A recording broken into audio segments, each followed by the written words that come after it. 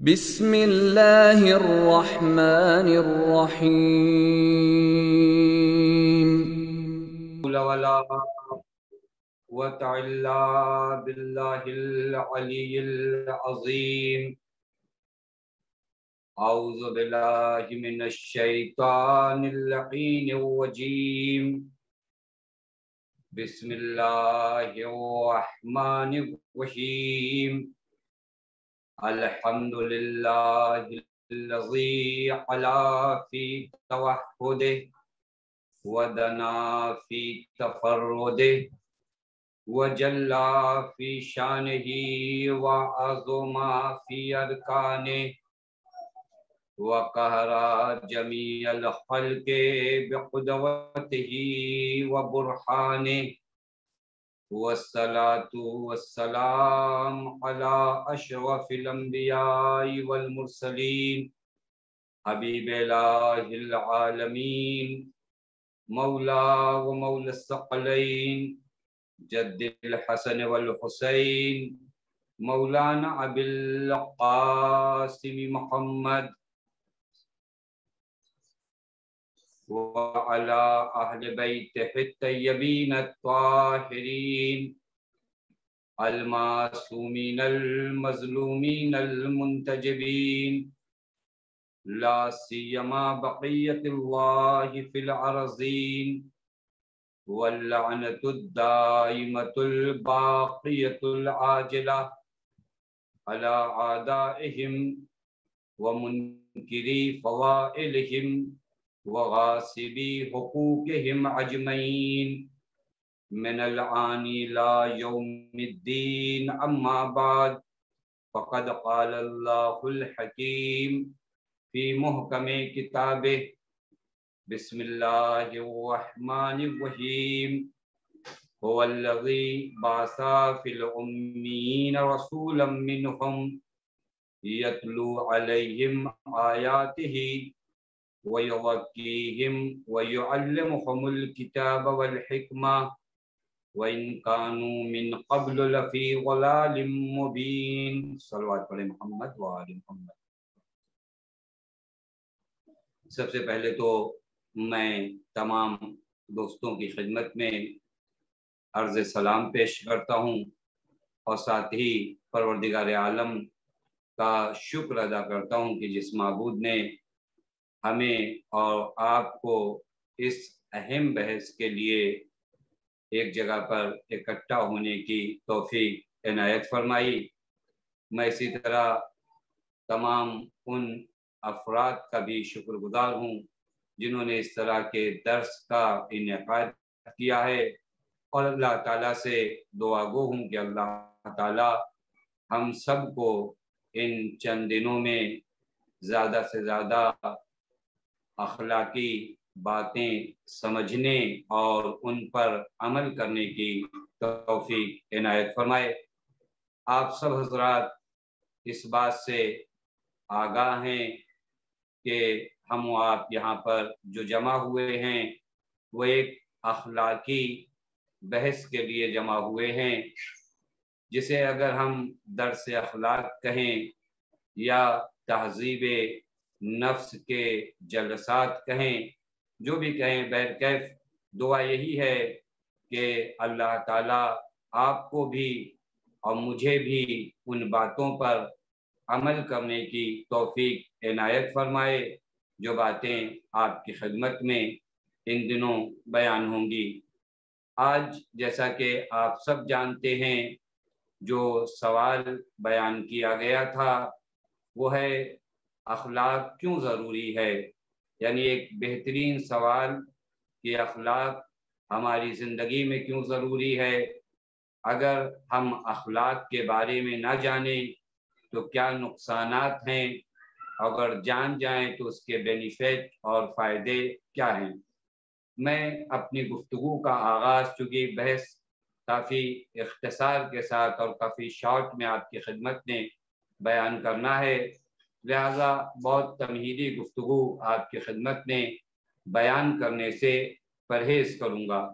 سب سے پہلے میں آپ کی خدمت میں قرآن اور روایات کی روشنی میں اخلاق کی اہمیت اور عظمت کو آج آپ کی خدمت میں بیان کروں گا۔ اس کے بعد وہی سوال ہمارا کہ اخلاق کیوں ضروری ہے، اور پھر آخر میں ایک بحث کی جائے، وہ یہ کہ آیا کسی کے اخلاق کو چینج کیا جا سکتا ہے، بدلا جا سکتا ہے اخلاق کو، یا اخلاق میں چینجنگ اور تبدیلی نہیں آ سکتی۔ آئیے ہم اگر قرآن مجید کی جانب جائیں اور قرآن سے اخلاقی بحث کی عظمت کے بارے میں دریافت کریں کہ اے قرآن تو بتا کہ قرآنی ابحاث میں بحث اخلاق کی کیا عظمت اور فضیلت ہے، تو آپ قرآن کریم کی کئی آیات میں ملاحظہ کر سکتے ہیں کہ قرآن کریم نے اس اخلاق کی بحث کو کتنا اہم جانا ہے۔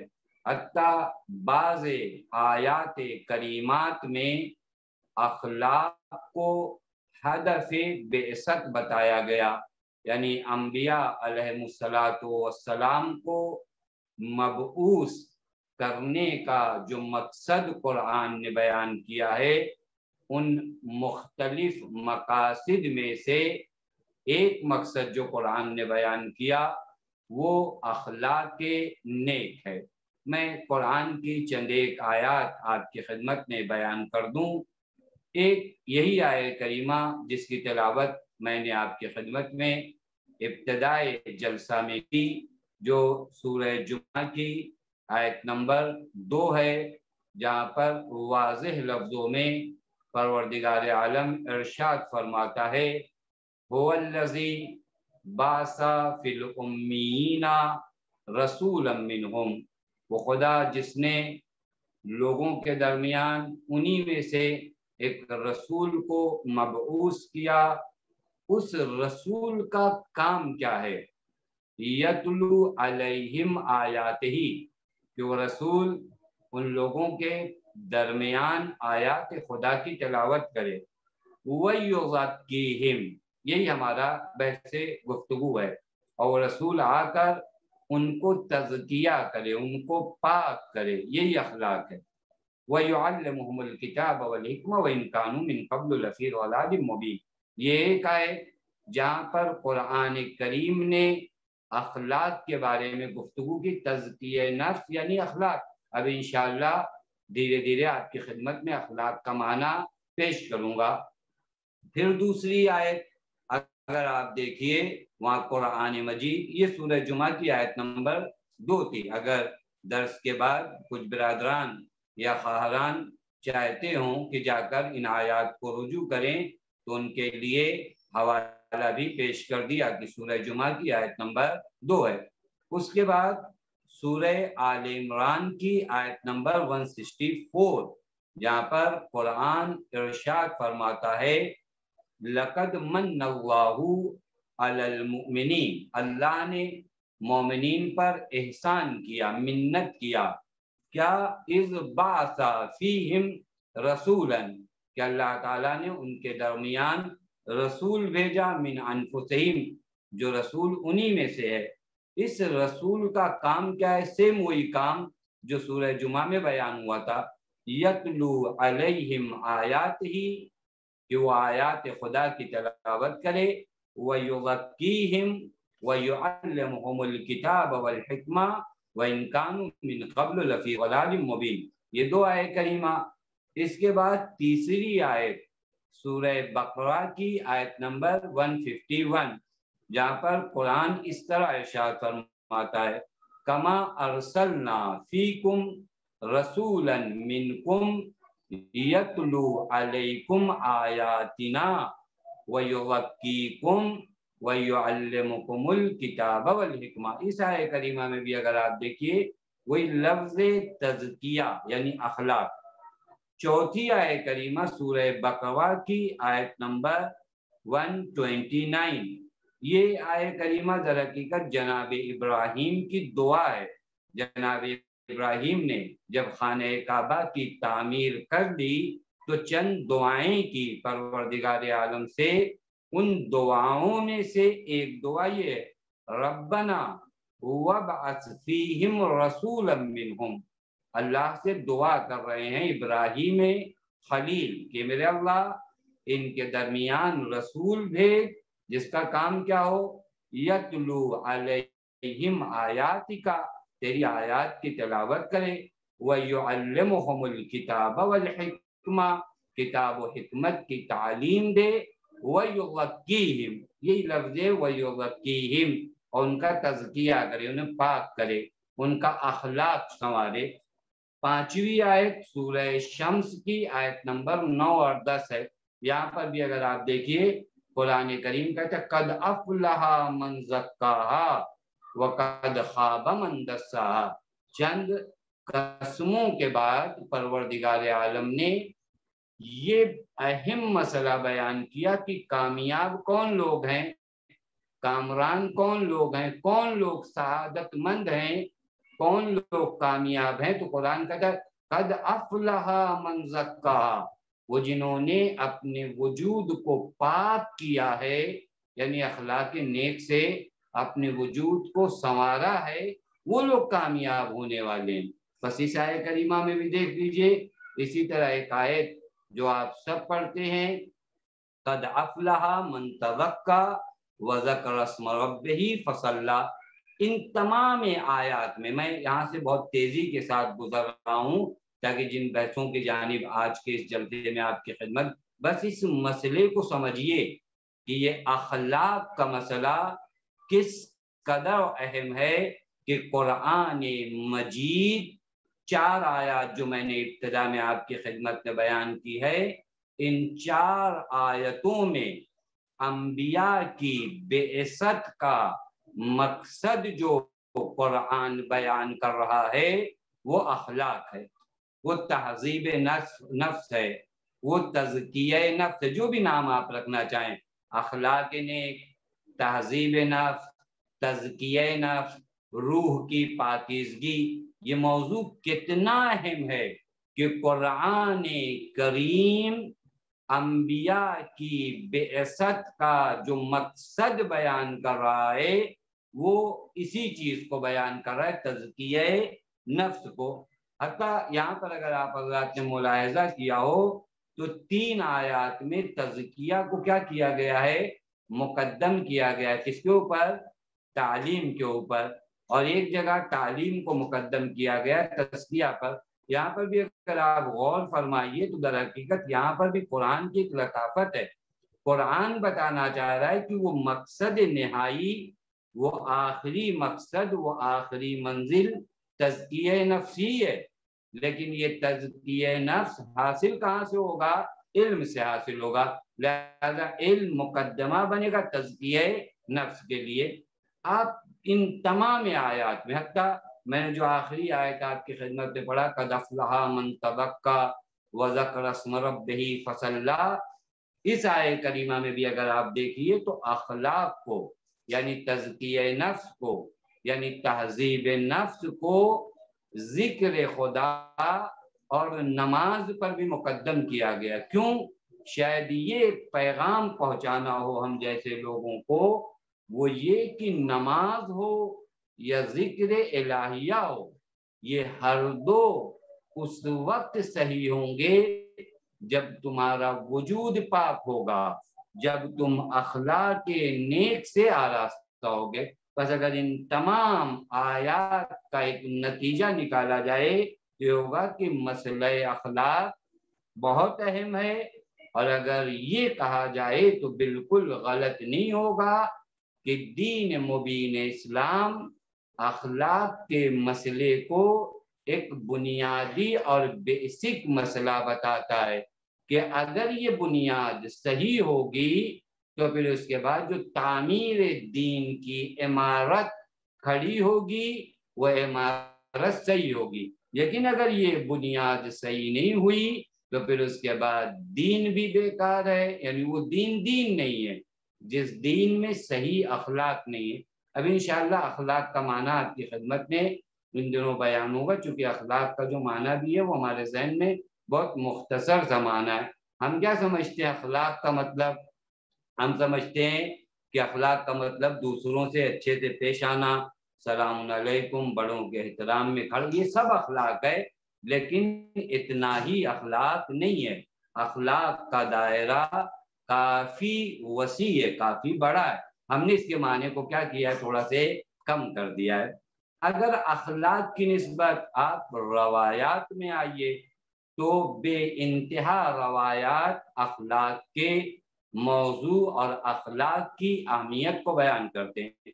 قرآن کی گفتگو آپ کی خدمت میں بیان کیا کہ قرآن کس قدر اخلاق کی نسبت زور دے رہا ہے اور کس قدر اس موضوع کی اہمیت کو بیان کر رہا ہے۔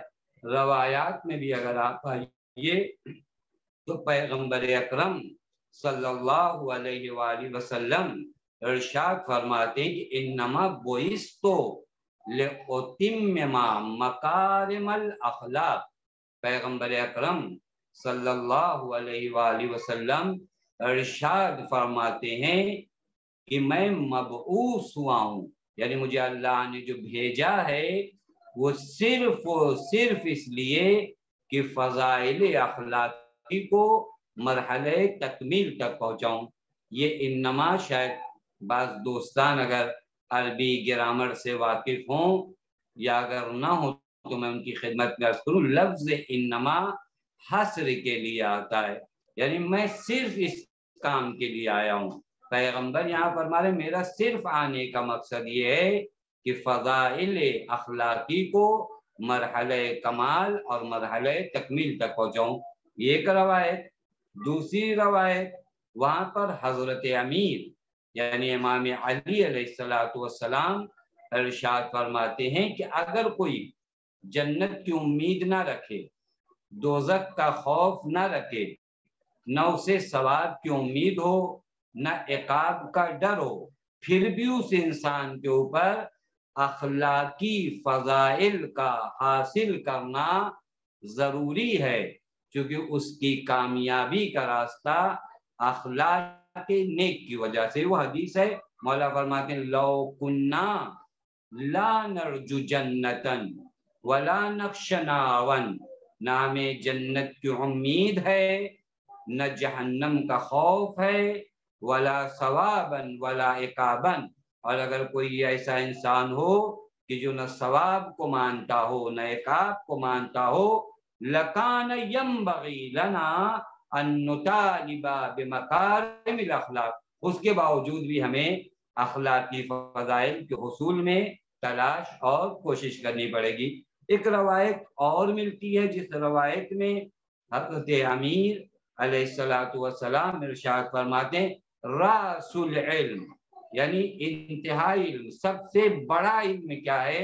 مولا فرماتے ہیں التمییز بین الاخلاق، جدا کرنا اخلاق کو، چونکہ اخلاق نیک ہوتا ہے، اخلاق برا ہوتا ہے، اچھے اور برے اخلاق کو جدا کرنا، وہ اظہار محمودہا، اور جو بہترین اخلاق ہے اس کو اظہار کرنا، وہ کم مضمومہا، اور جو برا اخلاق ہے اس کو نابود کرنا، یہی راس العلم ہے۔ بس یہاں تک اگر آپ نے غور فرما لیا کہ آیات و روایات میں اخلاق کی کیا ویلو ہے، اخلاق کی کیا اہمیت ہے، اب آئیے ہم اپنے اس سوال کی جانب جاتے ہیں جو آج اس درس کے لیے آپ کی خدمت میں بیان کیا گیا، وہ یہ کہ اخلاق کیوں ضروری ہے، اخلاق کا ہونا کیوں ضروری ہے۔ تو سب سے پہلے میں آپ کی خدمت میں اخلاق کا معنی بیان کر دوں، اس کے بعد آپ کی خدمت میں عرض کروں کہ اخلاق کیوں ضروری ہے۔ اخلاق ہے کیا؟ اگر آپ لغت میں آئیے نا تو اخلاق جمع ہے خلق کی، دو لفظ ہے، یہ آپ سب نے سنا ہوگا، کیونکہ مجلسوں میں یہ دونوں لفظ اکثر ذاکرین اور خطبہ مولا علی اکبر کے لیے استعمال کرتے ہیں، جو جملہ امام حسین کا ہے۔ مولا نے جناب علی اکبر کے لیے کیا فرمایا تھا؟ اشبہ الناس برسولک خلقن و خلقن، شہزادے علی اکبر کے لیے مولا امام حسین نے ارشاد فرمایا کہ میرے اللہ تیرے رسول سے سب سے زیادہ شبیہ ہے علی اکبر کی ذات، کس لحاظ سے؟ خلقن و خلقن، یہی سے ہم کو فائدہ اٹھانا ہے اور اسی لفظ سے آپ کو آسانی سے میں اس بات کو سمجھا سکوں گا۔ خلق اور خلق دو چیز ہے۔ خلق یعنی میری ظاہری صورت کو کہتے ہیں خلق۔ اگر ایک انسان خوبصورت ہو تو آپ کہتے ہیں خلقن یہ خوبصورت ہے۔ کس لحاظ سے خوبصورت ہے؟ خلقن خوبصورت ہے، یعنی اچھی شکل ہے، اچھا جو ہے چہرہ ہے، یہ خلقن یہ انسان کیا خوبصورت ہے۔ لیکن ایک لفظ آتا ہے خلق، اور اخلاق اسی خلق کی جمع ہے۔ خلق یعنی کیا؟ خلق یعنی سیرت اور اخلاق کے لحاظ سے اگر کوئی اچھا ہو، بس بات واضح ہوئی۔ خلق آنکھوں سے دکھائی دیتا ہے، خلق آنکھوں سے دکھائی نہیں دیتی۔ یا اور آسان کروں، میری ظاہری شکل آپ کی آنکھوں سے دکھائی دے گی، لیکن ایک میری باطنی شکل ہے، اندرونی شکل، جس کو آپ کہتے ہیں سیرت، یہ میرا چہرہ آپ کی آنکھوں سے دکھائی دیتا ہے، لیکن میری سیرت جو ہے، میرا خلق جو ہے، میرا اخلاق جو ہے، وہ ظاہری آنکھوں سے دکھائی نہیں دیتا۔ بہت توجہ فرمائے گا، وہ چیز، وہ آپ کی باطنی شکل، ایک میری ظاہری شکل ہے، ایک میری باطنی شکل ہے۔ وہ جو ظاہری شکل ہے یہ خلق ہے، اور وہ جو میری باطنی، وہ میری جو ظاہری شکل ہے وہ میرا خلق ہے، لیکن وہ جو میری باطنی شکل ہے وہی میری خلق ہے، اسی کو اخلاق کہتے ہیں۔ بس شاید بات کسی حد تک واضح اور روشن ہوئی ہو کہ خلق کیا ہے، خلق کیا ہے، اور خلق اسی اخلاق کو کہتے ہیں۔ توجہ فرمایا آپ نے؟ بس خلق یعنی انسان کی باطنی شکل و صورت، خلق یعنی انسان کی ظاہری شکل و صورت۔ اگر آپ اس کو اور تھوڑا سے تعریف کو دقیق کرنا چاہیں تو خلق یعنی وہ سجیہ، وہ کوالٹی، وہ کیفیت نفسانی جس سے انسان کے افعال صادر ہوتے ہیں۔ اب اگر یہ جو افعال انسان سے نکلتے ہیں اس کیفیت نفسانیہ کی وجہ سے، یہ افعال اگر عقلاً اور شرعاً پسندیدہ ہوں تو اسی کو کہا جاتا ہے اخلاق نیک، اور اگر یہ ناپسند ہو، اچھے نہ ہو، تو اسی کو کہا جاتا ہے اخلاق بد۔ بس اخلاق ہمارے خیال سے کسی حد تک واضح اور روشن ہوا کہ اخلاق یعنی وہی آپ کی باطنی صورت، وہی آپ کی اندرونی صورت۔ بس اب تک آپ کی خدمت میں اخلاق کا معنی بہت آسان بیان کیا، اخلاق کی اہمیت آیات اور روایات میں کیا ہے وہ بیان ہوئی۔ اب آئیے، اب اس کے بعد وہ آخری سوال کہ اخلاق میری زندگی میں کیوں ضروری ہے؟ میں اگر اخلاق کا حامل نہ رہوں، میرے اندر جو اگر اخلاق نہ رہے تو کیا پرابلم ہے، کیا مشکل ہے؟ کیوں اس طرح کہا جاتا ہے کہ نیک اخلاق کو اپناؤ؟ کیوں کہا جاتا ہے کہ اخلاق نیک بہت ضروری ہے؟ تو اس بات کو ذہن میں رکھ لیجئے کہ اس میں ذرہ برابر شک و شبہے کی گنجائش نہیں ہے کہ انسان چاہے جتنے بھی علم حاصل کر لے، چاہے جتنی بھی ترقی کر لے، چاہے آج کے زمانے میں آپ دیکھ لیجئے ٹیکنالوجی کے لحاظ سے انسان کافی بلندی اور کافی ترقی پر ہے، ٹیکنالوجی کے لحاظ سے ہم نے چاند پر قدم رکھ دیا ہے، میلوں دور انسانوں سے گھر بیٹھے بات کر رہے ہیں۔ آج ہم آپ جو یہ کام کر رہے ہیں اور یہ جو درس ہو رہا ہے یہ ٹیکنالوجی کی دین ہے کہ ٹیکنالوجی کی وجہ سے میں اپنے گھر میں بیٹھ کر آپ کے سامنے کچھ باتیں بیان کر رہا ہوں۔ بس ٹیکنالوجی کے لحاظ سے آج ہم بہت ترقی کیے ہوئے ہیں، علمی لحاظ سے ہم بہت ترقی کیے ہوئے ہیں، سالوں کا سفر گھنٹوں میں طے کرتے ہیں، مہینوں کا سفر منٹوں میں طے کرتے ہیں، لیکن جو ایک بہت بڑا پرابلم ہے، یہیں سے اس سوال کا جواب آپ کے ذہن میں لانا چاہتا ہوں۔ ایک بہت بڑا پرابلم جو ہے وہ یہ کہ ان تمام چیزوں پر قدرت رکھنے کے بعد اور ان تمام چیزوں کو مسخر کر دینے کے بعد اگر میں اپنے نفس کو قابو میں نہ کر سکا تو پھر یہ تمام ترقی بیکار ہو جائے گی، ان تمام ترقی کا کوئی معنی نہیں رہ جائے گا۔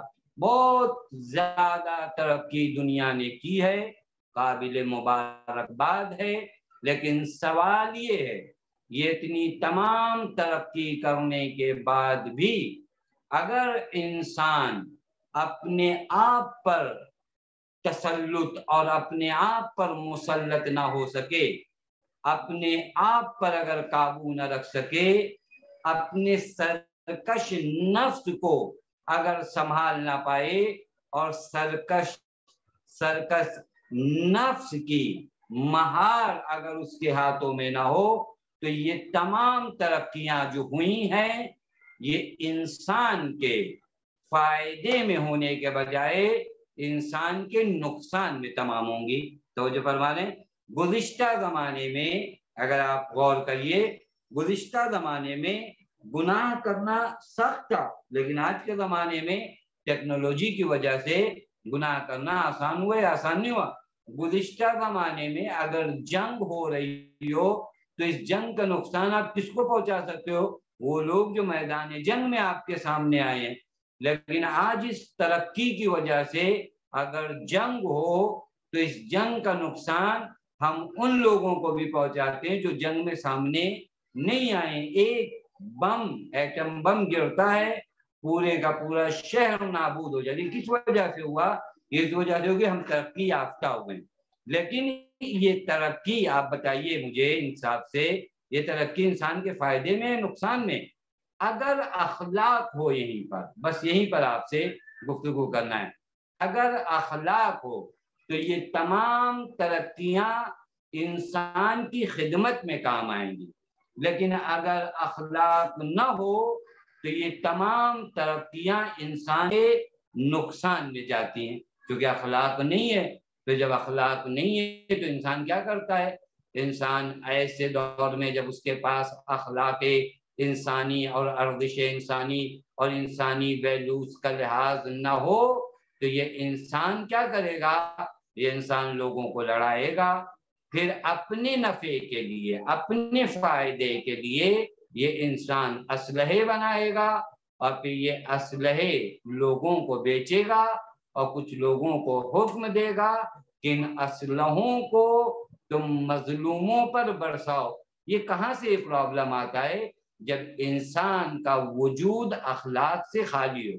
بس یہاں پر وہ سوال آپ کے ذہن میں ہمیشہ رہنا چاہیے کہ اخلاق میری زندگی میں کیوں ضروری ہے؟ اس وجہ سے ضروری ہے کہ اگر اخلاق نہیں ہوا تو گویا میرے پاس اپنے سرکش اور طاغی نفس کو قابو کرنے کے لیے کوئی اسلحہ نہیں رہے گا، اور خدا نہ کرے کہ یہ انسان طغیانیت پہ اتر آئے، یہ انسان سرکشی پہ اتر جائے، کیونکہ انسان ظاہراً چہرے سے درندہ نہیں لگتا، لیکن جب یہ انسان سرکشی پہ اتر آتا اور اپنے نفس کو کنٹرول میں نہیں رکھتا تو ایسی صورت میں یہ انسان درندوں سے بدتر ہو جاتا ہے۔ اپنے وجود کو درندگی سے بچانے کے لیے اخلاق ضروری ہے۔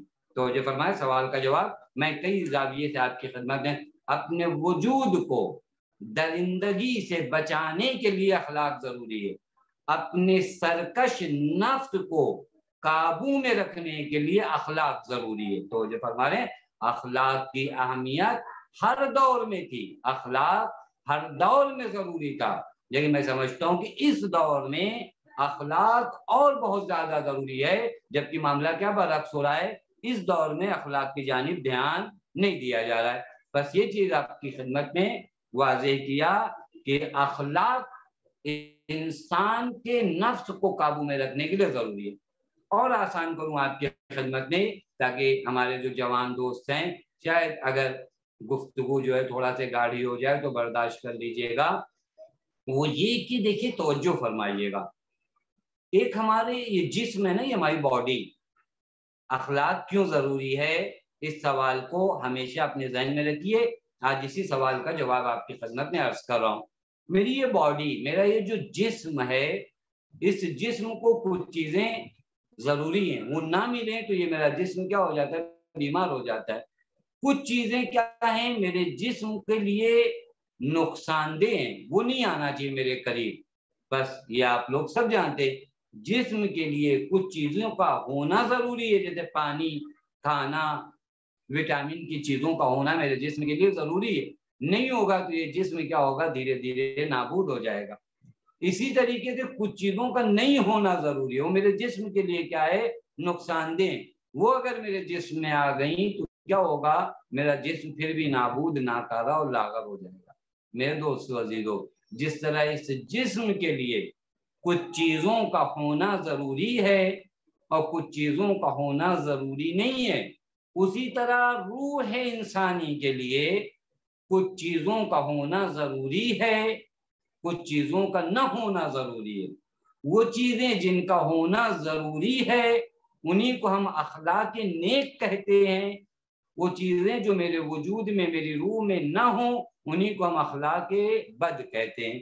تو جو فرمائے، جس طرح اگر میرے وجود کو پانی نہ ملے میرا وجود لاغر اور ناتواں اور کمزور ہو جائے گا، اسی طرح اگر روح انسانی کو صداقت نہ ملے، دیانت نہ ملے، امانت نہ ملے، صبر نہ ملے تو یہ روح انسانی بھی نابود ہو جاتی ہے۔ جس طرح میرے جسم کے لیے وائرس نقصان دہ ہیں، بہت سے کھانے نقصان دہ ہیں، نشے کی چیزیں نقصان دہ ہیں، اسی طرح روح انسانی کے لیے بھی بہت سی چیزیں نقصان دہ۔ اخلاق کیوں ضروری ہے، سمجھ میں آیا؟ اخلاق اس وجہ سے ضروری ہے تاکہ یہ روح طاقتور رہے۔ یہ روح اگر کمزور ہو گئی نا تو نابود ہو گئی، یہ روح اگر کمزور ہو گئی نا تو بندگی ختم ہو گئی، یہ روح اگر کمزور ہو گئی نا تو مقصد حیات نابود ہو گیا۔ بس یہاں تک اگر آپ توجہ فرمائیں کہ اخلاق ضروری ہے، چونکہ روح انسانی کی غذا جو فراہم کرتا ہے اور انسان کی روح کو جو چیز غذا پہنچاتی ہے وہ اخلاق نہیں۔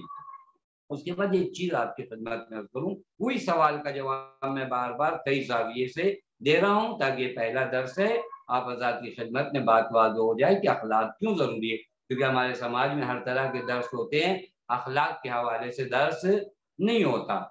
اخلاق دیکھیے، ہماری جو خلقت ہوئی ہے، میں جو اپنے باڈی اور اپنے وجود کے لحاظ سے گفتگو کروں نا کہ میرے لیے چیز ضروری ہے، چیز ضروری نہیں ہے، انسان کو جو اللہ تعالیٰ نے خلق کیا ہے، کس طرح خلق کیا ہے، معصوم سے پوچھیں، کیونکہ ہم آپ تو نہیں جانتے کہ ہماری خلقت میں کون کون سی چیزیں آئی ہیں۔ معصوم فرماتے ہیں، امام علی علیہ السلام ایک مقام پر ارشاد فرماتے ہیں کہ اللہ تعالیٰ نے کیا کیا ہے، ملائکہ کو خلق کیا، حیوانات کو خلق کیا اور انسان کو خلق کیا۔ ملائکہ کو خلق کیا تو اللہ تعالیٰ نے انہیں ایک چیز دیا، کیا کیا، عقل دیا۔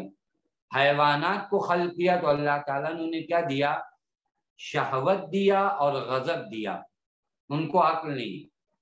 انسان کو جب خلق کیا تو اللہ تعالیٰ نے کیا دیا، عقل بھی دیا اور شہوت و غضب بھی دیا۔ اب یہیں پر سمجھیے گا اور وہ سوال پھر اپنے ذہن میں لے آئیے کہ اخلاق کیوں ضروری ہے۔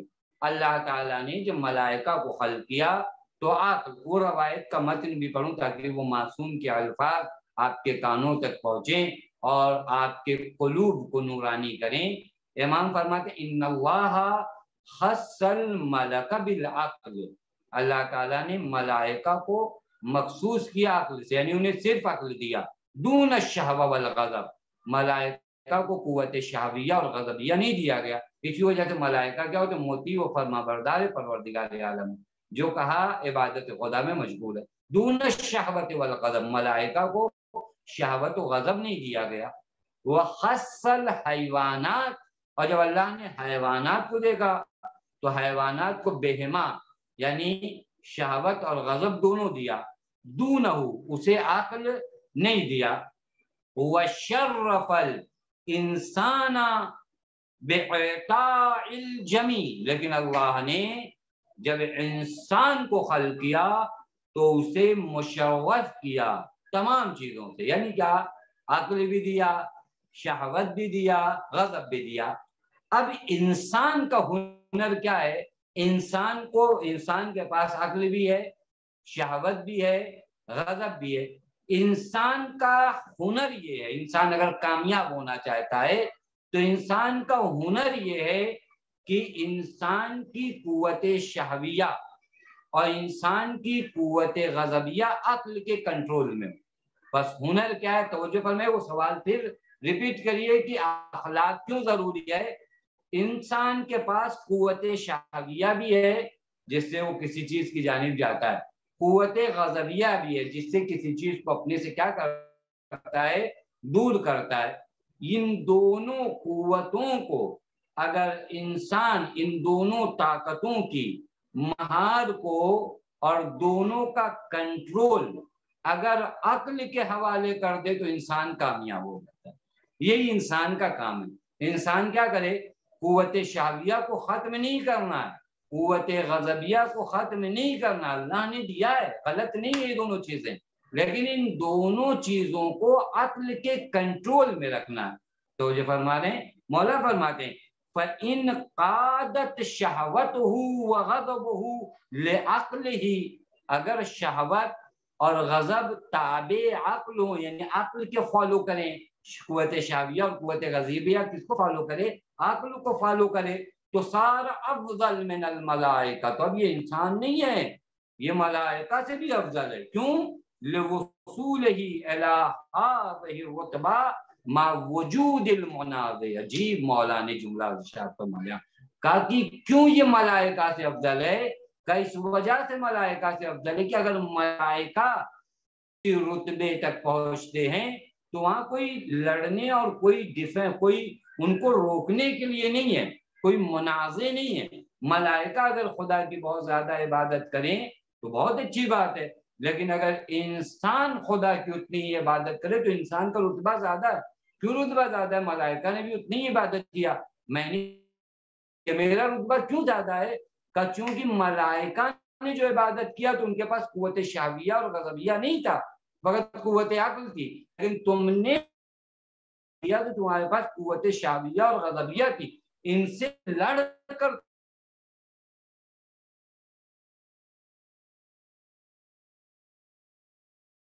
دریا کا بہاؤ ہوتا ہے نا، دریا بہتا ہے تو ایک آدمی دریا کا جس طرف بہاؤ اس کے مخالف سمت، اگینسٹ سمت جو ہے وہ تیر کر پہنچتا ہے۔ وہ جو دریا کے بہاؤ سے اگینسٹ تیر کر ادھر پہنچے وہ انسان بڑا تیراک ہے نا۔ وہ ایک آدمی جہاں دریا کا بہاؤ اسی طرف وہ بھی تیر کر جائے تو اسے ایزی ہے، لیکن وہاں سے دریا کا بہاؤ ہے، یہ انسان یہاں سے تیر کر جا رہا ہے، یہ اگر اس کنارے پہ پہنچ جائے تو ہنر ہے۔ مولا فرماتے انسان قوت شہویہ اور غضبیہ رکھنے کے بعد اگر مرحلہ اطاعت میں بلندی طے کرتا ہے تو انسان لائق مبارکباد ہے۔ بس ہوا کیا؟ ہمارے وجود میں قوت شہویہ بھی ہے، قوت غضبیہ بھی ہے، ہمیں کرنا کیا ہے؟ قوت شہویہ اور قوت غضبیہ کو کنٹرول میں دینا ہے، کس کے؟ عقل کے۔ اب آئیے اخلاق کیوں ضروری ہے؟ اخلاق اسی چیز کو تو مجھے بتاتا ہے کہ تم کیا کرو، قوت شہویہ اور غضبیہ کو عقل کے کنٹرول میں دے دو۔ اخلاق کا کام ہے، اخلاق کا کام یہی ہے۔ اخلاق بار بار آپ کی خدمت میں عرض کروں، اخلاق ضروری ہے، اس وجہ سے ضروری ہے کہ اخلاق ہمارے وجود کو وہ طاقت عطا کرتا ہے کہ میں قوت شہویہ اور غضبیہ سے لڑ سکوں اور انہیں اپنی عقل کا فالوور بناؤں، نہ عقل جو ان کی فالوور بن جائے۔ بس بات واضح ہوئی؟ بس میرے دوستو عزیزو، اخلاق زندگی انسانی میں آسان کریے، کیونکہ انسان کی زندگی میں ایک لڑائی انسانی زندگی میں فالتو نہیں ہے۔ ہر وقت انسان لڑ رہا ہے، لیکن باہر نہیں، اندر لڑ رہا ہے۔ اب یہ اور بات ہے کہ ہم باہر بھی زیادہ لڑنے لگے۔ ایک جنگ انسان کے اندر ہو رہی ہے، جس کو آپ کیا کہتے ہیں؟ جہاد بن نفس کہتے ہیں نا، اسی کو تو جہاد بن نفس کہتے ہیں، جس کو پیغمبر اکرم نے کیا کہا؟ جہاد اکبر۔ آپ نے وہ روایت سنی نا، جب پیغمبر اکرم صلی اللہ علیہ وآلہ وسلم کے اصحاب ایک بہت بڑی جنگ سے لوٹے ہیں، تو پیغمبر اکرم صلی اللہ علیہ وسلم نے فرمایا مرحبا بقوم، میں مرحبا کہتا ہوں، استقبال کرتا ہوں، ویلکم کرتا ہوں اس قوم کا جو ایک جنگ سے لوٹی ہے، جہاد اصغر سے لوٹی ہے اور جہاد اکبر کی تیاری میں۔ لوگوں نے پوچھا یا رسول اللہ ابھی تو اتنی بڑی جنگ سے لوٹے، اب کون سا جہاد ہے؟ کہا جہاد اکبر۔ کا وہ کون سا جہاد ہے؟ کہ وہ جہاد النفس ہے۔ کیا ہے؟ جہاد النفس۔ یہی جہاد النفس جہاد اکبر ہے۔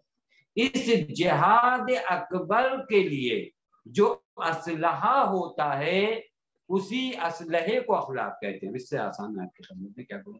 جہاد اکبر میں جو ہمارے لیے اسلحہ ہے، اسی کا نام اخلاق ہے، یعنی صبر، یعنی شجاعت، یعنی سخاوت، یعنی دیانت۔ پس اخلاق کا معنی واضح ہو گیا نا، اخلاق کا معنی صبر، صابر ہونا، اخلاق کا معنی سخی ہونا، اخلاق کا معنی شجاع ہونا، اخلاق کا معنی مطیع خدا ہونا۔ یہ ہے اخلاق، یعنی اس جہاد اکبر کے لیے جو تمام وسائل مجھ انسان کے لیے فراہم کرتا ہے۔ اسلحہ، کسی بھائی نے سوال کیا، اسلحہ جیسے ہم جس سے لڑائی کرتے ہیں، مثلا جنگ میں اسلحہ کیا ہوتا ہے؟ تلوار، نیزہ، یا آج کے زمانے میں اسلحہ کیا ہوتا ہے؟ بندوق، یا جو ہے آپ کہہ لیجیے کیا نام، میزائل، بم، یہ اسلحہ ہے۔ وہ میں جو جنگ کر رہا ہوں اپنے اندر، یہ جہاد اکبر جو کر رہا ہوں، وہاں کا اسلحہ کیا ہے؟ اور وہاں کا اسلحہ جو ہے وہ آئے گا کہاں سے؟ اس اسلحے کا نام کیا ہے؟ وہاں کا اسلحہ یہی اخلاق ہے، یہی اخلاق۔ بس اخلاق واضح ہوا۔ ایک جہاد اکبر جو ہونا ہے، اور اس جہاد اکبر کو سب کو کرنا، اس جہاد اکبر کو سب کو کرنا۔ اور یہ جہاد اکبر ایک دو گھنٹے کا نہیں ہو سکتا۔ عام جہاد ہو 1 گھنٹہ ہو، 2 گھنٹہ ہو، 1 سال ہو، 2 سال ہو، ختم۔ لیکن یہ جہاد اکبر کب سے ہو رہا؟ جہاد بن نفس کب سے ہو رہا؟ جب سے میں پیدا ہوا، یعنی بالغ کو، اس وقت سے جہاد بن نفس شروع ہوا۔ میرے موت کے وقت تک یہ جہاد اکبر ضروری ہے۔ خوب یہ جہاد اکبر ہوتا رہے گا۔ وہاں مجھے اسلحہ چاہیے یا نہیں چاہیے؟ کس چیز سے لڑوں گا؟ کوئی طاقت ہو، وہ طاقت اسے اخلاق کہتے ہیں۔ بس یہاں تک اگر آپ حضرات نے توجہ فرما لیا، باتیں بہت تھیں، میں نے بہت اختصار تو بہت جلدی کچھ باتیں آپ کی خدمت میں عرض کیا۔ اگر آج کی گفتگو کو سمیٹا جائے تو یہ کہ اخلاق قرآن و احادیث کی نظر میں، قرآن اخلاق کو کس قدر مہم اور اہمیت دیتا ہے، اسی طرح احادیث میں اخلاق کی کس قدر اہمیت بیان کی گئی ہے۔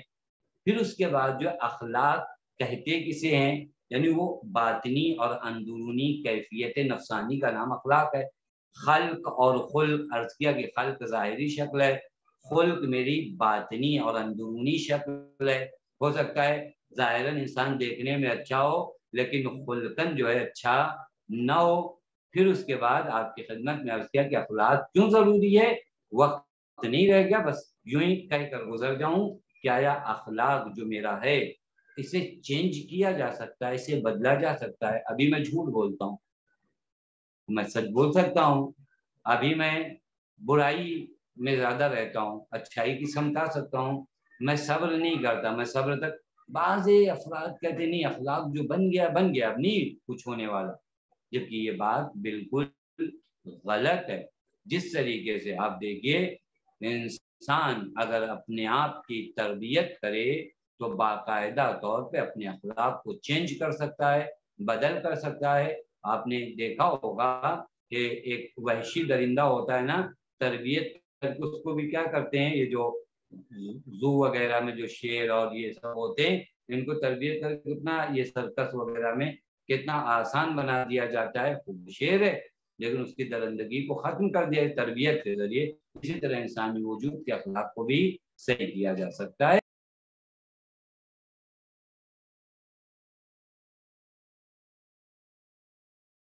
یہ اخلاق اگر صحیح نہ ہونے والا ہو تو کبھی بھی ہمیں اخلاق نیک کی جانب دعوت نہیں دی جاتی. وآخر الدعوانا الحمد للہ رب العالمین. والسلام علیکم ورحمۃ اللہ وبرکاتہ. اگر کسی کا سوال ہو تو بتائیں.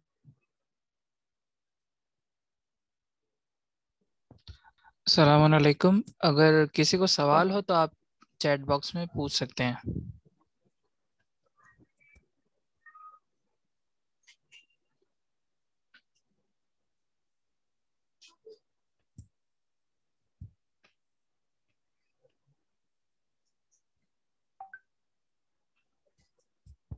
جتنے بھی سوال آپ پوچھیں وہ اس درس کے ریلیٹڈ ہی پوچھیں.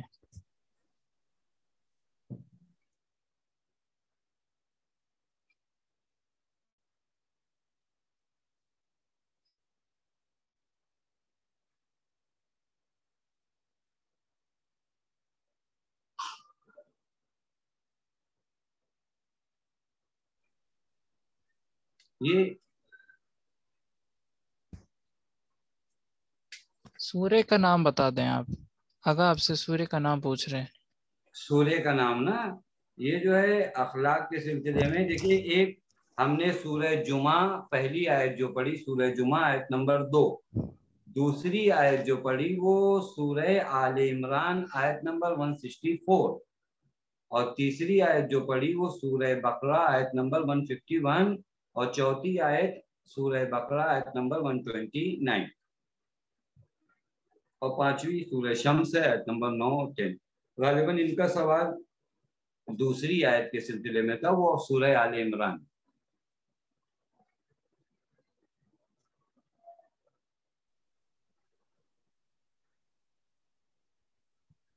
جی. اور کسی کو اور کوئی سوال ہے تو پوچھ سکتا ہے.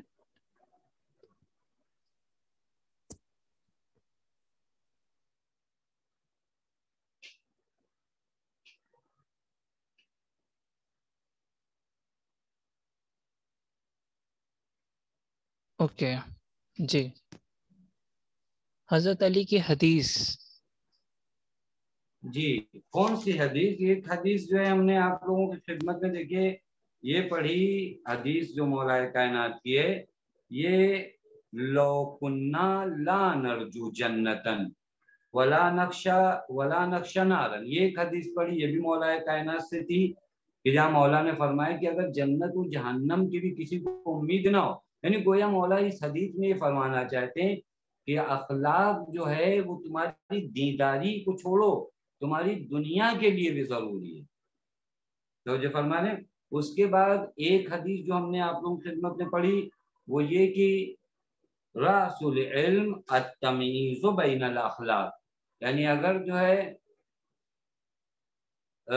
علم کا اعلیٰ درجے کا علم بیان کیا جائے تو اعلیٰ درجے کا علم یہ ہے کہ آپ اخلاق کو جدا کرو کہ اخلاق نیک کیا ہے اخلاق بد کیا ہے. پھر اس کے بعد جو اخلاق نیک ہے ان کو ظاہر کرو اور وہ جو اخلاق بد ہے ان کو اپنی زندگی میں کیا کرو پامال کرو. یعنی وہ ختم ہو اور اخلاق نیک تمہاری زندگی میں زیادہ ہو. ماشاءاللہ. ایک سیف بھائی نے بہت بہترین سوال کیا ہے کہ ایک انسان شیطان کا وسوسے سے کیسا سامنا کر سکتا ہے شیطان کے وسوسے سے جبکہ وہ خود کو دوسرے انسانوں سے سپیریئر سمجھتا ہو مطلب بالاتر سمجھتا ہو دوسرے انسانوں سے. تو کیسے وہ شیطان کے وسوسے سے قابو کر سکتا ہے بچ سکتا ہاں ہے؟ یعنی وہ خود ایک بیماری میں وہ انسان مثلا ان کے کہنے کا سوال کا مطلب یہ کہ اگر میں اپنے آپ کو دوسروں سے بلند سمجھتا ہوں تو میں کیسے شیطان کے وسوسے سے بچ سکتا ہوں یہ پوچھنا چاہ رہے ہیں. جی. جب ان کے پاس ایک یہ ہو جائے کہ ہم بالاتر ہیں سب سے تو وہ کیسے اس چیز سے ہاں گزر یہ سکتا خود پرابلم ہے یہ خود ایک بیماری. یعنی یہ خود آپ کو شیطان نے سمجھایا کہ آپ سب سے بلند ہیں. دیکھیں معصومین علیہ الصلوۃ والسلام نے ایک بیماری سے ہم کو بہت متوجہ کرایا جس کا نام ہے عجب. عجب جانتے ہیں یہ لفظ آپ لوگوں نے سنا ہوگا، عین جیم بے، عجب یعنی روحانی بیماریوں میں ایک بیماری کا نام ہے عجب۔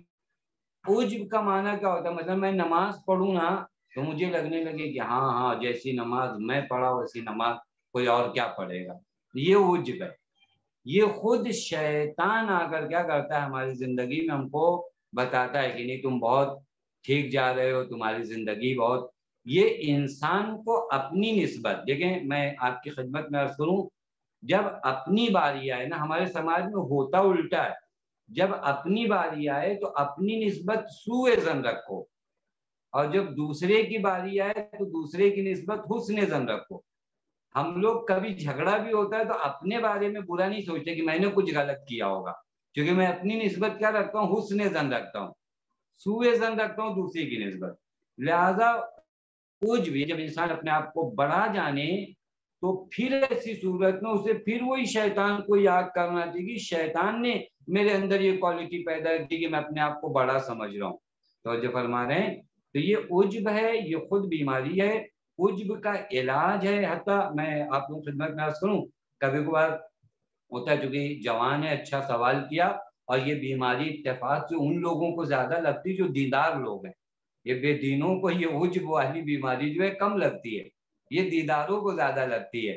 میں زیادہ مثلاً مجلس پڑھوں تو مجھے لگتا ہاں میں تو مجلس پڑھ رہا ہوں، آپ درس میں آ رہے ہو تو آپ کو نہیں میں تو درس اخلاق میں جا رہا ہوں، تو یہ بیماری لگتی ہے آپ کو۔ یہاں آپ کو سمجھانے کی ضرورت نہیں میں کیا ہوں، میری عبادت کیا ہے، میں کری کیا پا رہا ہوں۔ یہ ہمیشہ ایک وہ ہے، امام ہادی علیہ السلام کی ایک دعا ہے، مولا نے فرمایا کہ اے میرے اللہ مجھے ایسا قرار دے کہ میں ہمیشہ تیرے سامنے اپنے آپ کو مقصر سمجھوں۔ مقصر یعنی تقصیر، یعنی ایسا سمجھوں کہ میں نے حق ادا نہیں کیا۔ تو جو فرما رہے ہیں یہ اگر میرے وجود میں بار بار میں اپنے وجود کو یہ بتاتے رہوں کہ میں نے کچھ بھی نہیں کیا، تو اس طرح انسان اپنے آپ کو شیطانی وسوسوں سے دور رکھ سکتا ہے۔ اور شیطانی وسوسوں سے دور رکھنے کے بہت سسٹم ہیں، خود ایک قرآن سب سے بہترین چیزیں ہیں جو قرآن بتاتا ہے کہ اپنے آپ کو شیطانی وسوسوں سے کس طرح دور رکھا جائے۔ خود ایک حدیث ہے آٹھویں امام کی، امام رضا علیہ السلام نے ایک خط لکھا اپنے ایک صحابی کو، اور اس کے بعد کہا کہ ہمارے شیعوں کو ہمارا یہ پیغام دو کہ ان لا یجعلوا علی انفسہم، یعنی وہ شیطان کو اپنے آپ پر مسلط نہ ہونے دی۔ خود ایک مستقل ٹاپک ہے، انشاءاللہ اگر حیات رہی تو اس پہ بھی کبھی گفتگو ہوگی کہ شیطان کہاں سے انٹر ہوتا ہے۔ شیطان کی انٹری بھی ایسی ہوتی ہے نا آپ کو پتہ بھی نہیں چلتی۔ قرآن کا خطوہ اگر آپ عربی میں جا کے دیکھو نا، چھوٹا قدم۔ آپ نے چوروں کو دیکھا، چور اگر کہیں پہ انٹری کرتے ہیں تو بہت دبا دبا کے قدم آتے ہیں تاکہ کسی کو آپ کے جوتے کی آواز نہ آئے، شیطان بھی ایسے ہی دھیرے آتا ہے۔ جی آقا ایک اور سوال کیا ہے سیدہ فاطمہ نے کہ قوت شہویہ اور قوت غضبیہ کو عقل کے کنٹرول میں کیوں رکھنا ہے؟ تاکہ یہ قوت احسن، تمہیں بھی سوال بہت اچھا ہے۔ دیکھیں قوت عقل جو ہے نا، وہ یہ چیز عرض کر دیں، یہ سوال چونکہ بہت اچھا ہے۔ دیکھیں بعض لوگ کیا ہوتے ہیں، وہ اصلا کہتے ہیں کہ نہیں قوت شہویہ کو نابود کر دو، ختم کر دو، قوت غضبیہ نہیں رہنا چاہیے، شہوت اور غضب ہماری زندگی میں نہیں رہنا چاہیے۔